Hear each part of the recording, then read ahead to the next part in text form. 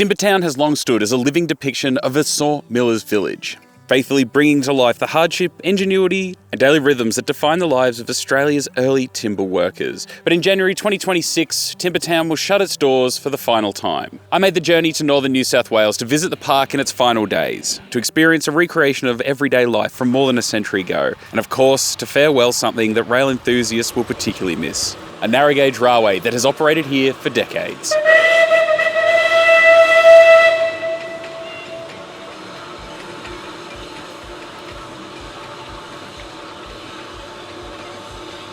Timbertown, located at Wauchope on the New South Wales Mid North Coast, around 4 hours north of Sydney.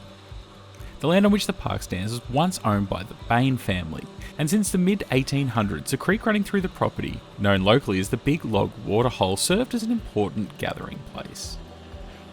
Bullock teams and travellers would rest here, water their stock and prepare for the final leg of their journey to Port Macquarie. While gold rushes shaped much of Australia during the 19th century, the Mid North Coast found its wealth in timber, particularly the once abundant red cedar. The industry gave rise to timber towns all across Australia's east coast, and Wauchope was very much a part of the story. The concept of Timbertown emerged following a commissioned report in 1970, which proposed recreating a fully functional timber settlement from the period between 1880 and 1910. Construction work began in 1973, with the aim of creating not just a display village, but an immersive working heritage site. Two of Timbertown's buildings are original, both churches, while the remainder were constructed using authentic plans and traditional techniques. The park sat quietly amongst towering tall woods and blackbutts, with red cedar now extremely scarce. Timbertown officially opened to the public on the 11th of December 1976. Over the decades, the park continued to grow and evolve, though it was often hampered by financial challenges and periods of closure. In 2009, the Port Macquarie Hastings Council called for expressions of interest in the future of the park. Later that year, Timbertown was sold to the Waite family, who officially took over in June 2010. One of their first priorities was restoring the park's steam train, which had been out of service for over 18 months. And it returned to operation in December 2010 and was met with widespread applause and marked a new chapter for Timbertown as a sustainable heritage operation.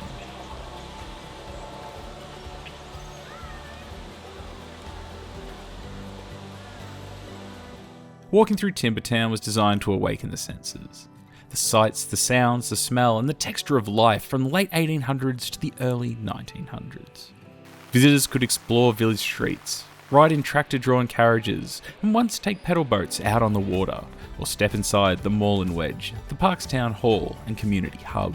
There was gold and gemstone panning in Cedar Creek, offering a hands-on glimpse in the era's resource-driven industries. But for me, an attraction stood out above the rest: the sawmill.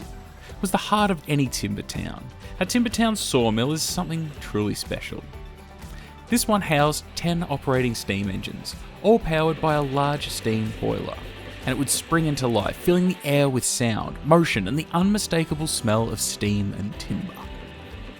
What makes this sawmill even more remarkable is its history. Much of the equipment was originally built and operated on the Aileen River, at the foothills of Barrington Tops. Opened in 1943, the mill processed timber close to its source, before ceasing operations in 1970. Purchased by Timbertown, it was carefully dismantled, relocated and reassembled within the park in 1977, where it's been lovingly maintained as a fully operational mill ever since. And it wasn't just a display, it was living industrial heritage. But let's be honest, I came here for the trains. Timbertown has been home to not one, but two railways, a miniature railway and the star attraction, the Timbertown Heritage Railway. The Timbertown Heritage Railway is typical of the narrow gauge lines once used throughout Australia's forestry industry, hauling timber, supplies and people between forests, mills and towns. The railway operated on a 595mm gauge track, covering approximately 2.5 kilometres around the perimeter of the park's 87 acres. The journey took passengers across the longest 595mm gauge trestle bridge in the Southern Hemisphere.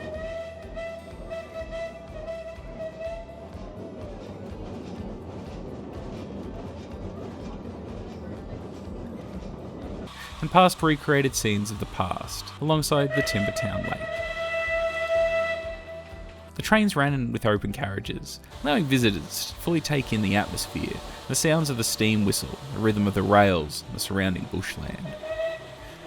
Services traditionally operated 4 times a day, offering an 8 to 10 minute anti-clockwise circuit of the park.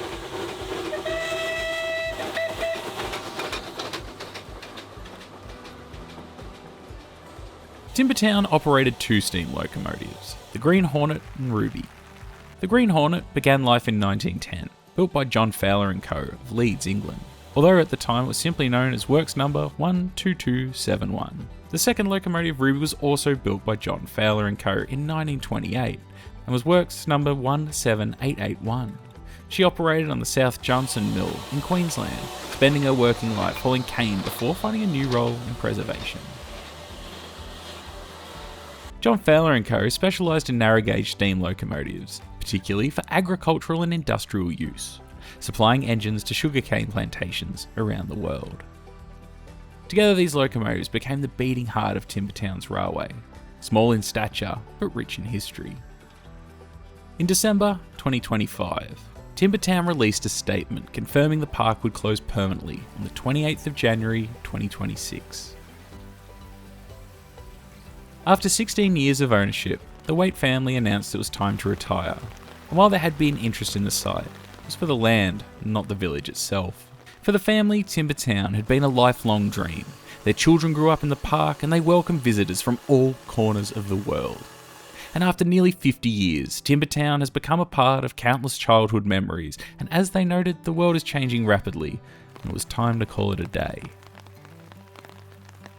A full dispersal auction was announced for May 2026, marking the final chapter for this unique heritage attraction, and personally I hope these locomotives and vintage machinery can be saved and see a new life elsewhere. So if you're wondering, that looks like something I'd like to visit. Well, you can't, it's too late. This video was filmed in the final days before Timbertown closed its gates for good. And it's a real shame to see not only another railway fall silent, but a park that so vividly recreated the story of Australia's colonial pioneers. Timbertown wasn't just a theme park, it was a place where history breathed, steamed and rolled along narrow gauge rails. And I'm sure its absence will be felt. So until next time, I hope you've enjoyed this video, and we'll see you soon. Hooroo!